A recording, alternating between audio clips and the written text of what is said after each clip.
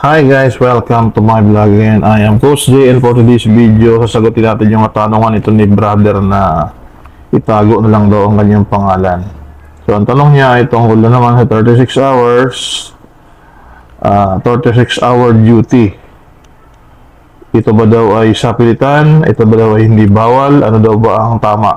So bago natin sagutin yan, ay magsha-shoutout muna tayo. Shoutout kay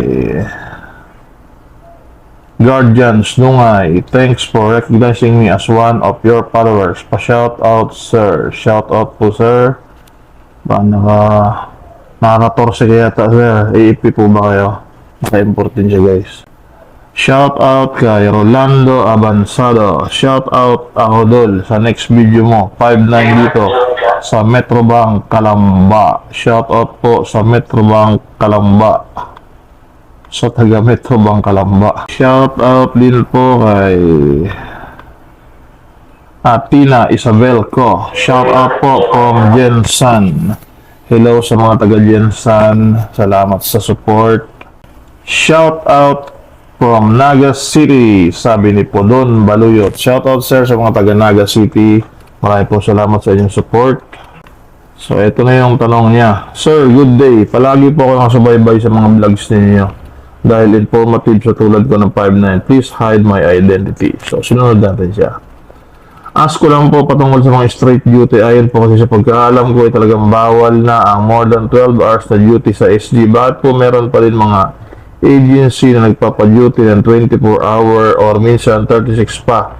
Ano po ang sagot ninyo regarding dyan? Salamat po sa inyong tugon. Have a great day. Okay, brother, yung lampas sa 12 hours na duty o yung sobra-sobrang pag-duty, yan kasi ay nasa labor code na tumatalakay sa health hazard ng isang empleyado.